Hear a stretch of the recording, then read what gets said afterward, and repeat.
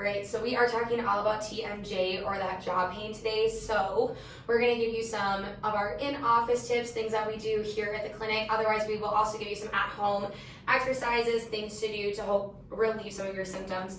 So in office, of course, since we're going in people's mouths, we're gonna glove up, but then I'm gonna start with just some muscle work on Cassidy.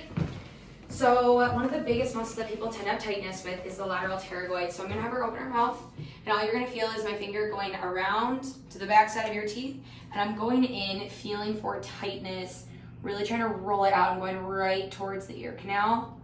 And I can actually feel the muscle starting to release on this side.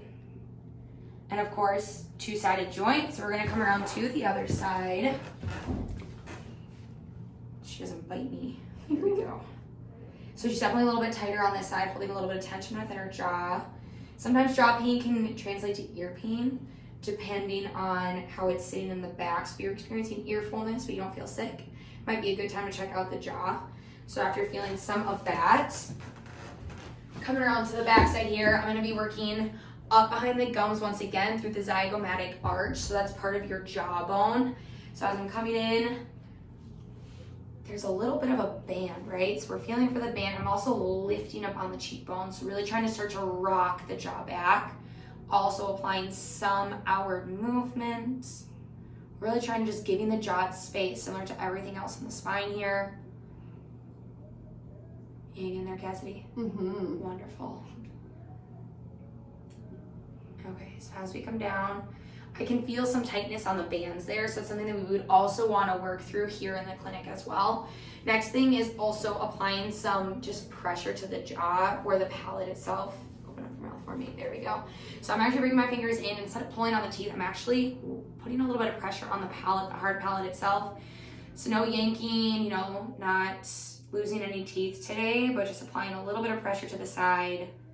I'm actually going to go back just a little bit. This can also help with nasal breathing. Make sure you're breathing at night through our nose rather than our mouth.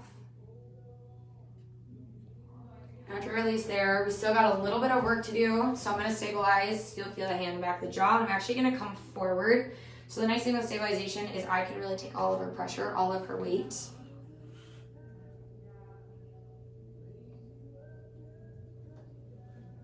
And jaw pain sometimes has the clicking, but sometimes also the lack of clicking can also indicate some dysfunction within the jaw itself. So if you had clicking, now you don't, then you might have it again.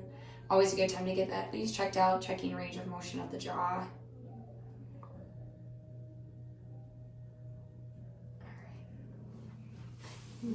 Yeah, shake it out a little bit. That one feels so good, and it's like, why does this feel so nice? I know, someone just relaxes, but yes. When babes are young, the tongue resting on the roof of their mouth is actually what forms the jaw, what makes enough room for teeth to grow and things. So it makes sense to do a high pressure release there, can stimulate jaw relaxation. And I found out that's actually like the resting position is the tongue up on the mouth. Mm-hmm. Teeth are apart. So if you find yourself your teeth, even having your teeth together is technically clenching. Yep. So you really want to think about having mouth shut, teeth wide, well, relatively wide, right? So now we get into the fun part, a little bit of mobilizing here in the clinic. So I'm just gonna start with some rocking motions, just really gentle. Again, I'm not pulling any teeth here. It may look like I'm pulling teeth, but I can assure you, you're coming out with a pretty big smile. Hey, there we go. That was nice. That was real nice. Coming around to the other side.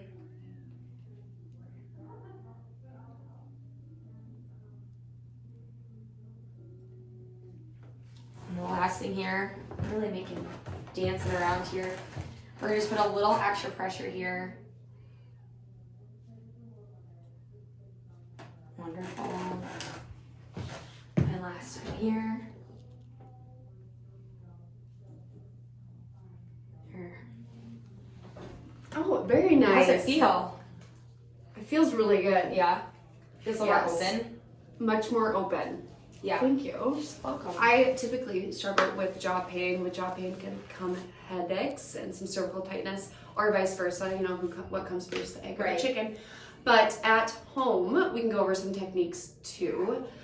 So what I like to do is start with a little bit of a head massage. You can do this at night when you're doing your moisturizer or just throughout the day. So find your temples here, and I just do lovely circles.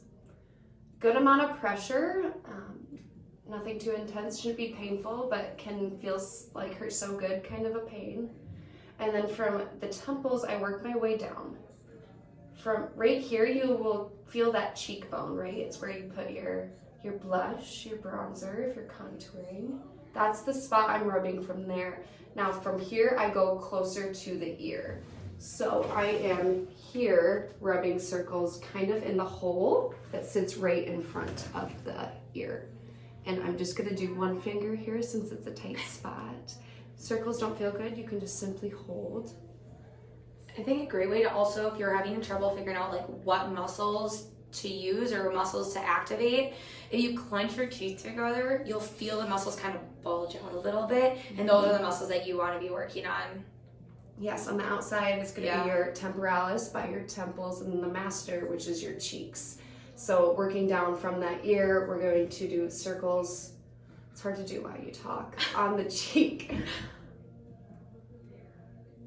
I also like to, specifically on the masseter, I'll incorporate some jaw movements. So I'll find the bottom ridge of the top jawbone, right, your cheekbone, and I will traction downward as I open.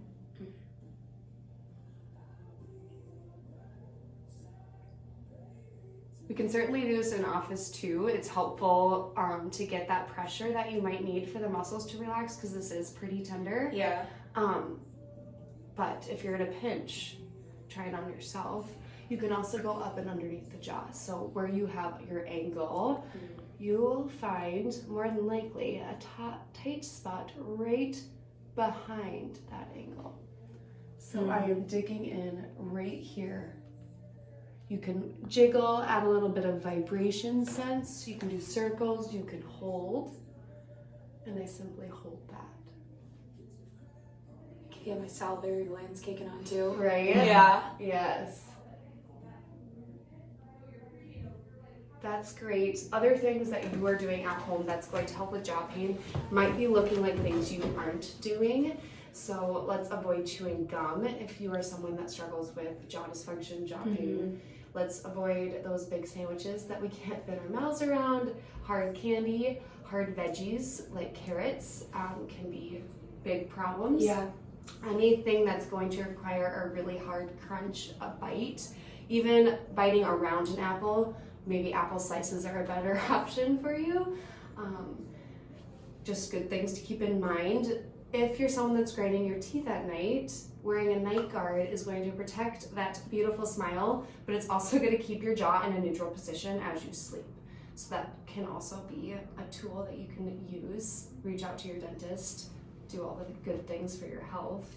And I think like during the day, if you're someone that tends to hold tension within your face, right? Like we were talking earlier, you can sometimes grind your teeth at night, but you can also clench during the day. So if you're someone, you're sitting at a desk, meeting's frustrating, whatever it so be, recheck your jaw position. If you just sit with your tongue at the roof of your mouth, teeth open, a couple millimeters or so, and then close your mouth, that's the resting position. That'll relieve the jaw tension that you're feeling instead of like clenching down all the time. Yeah, and I love especially the piece about the tongue. Resting the tongue on the roof of the mouth is beneficial for a variety of reasons. For us chiropractors, it actually stimulates the parasympathetic nervous system to keep your tongue resting there.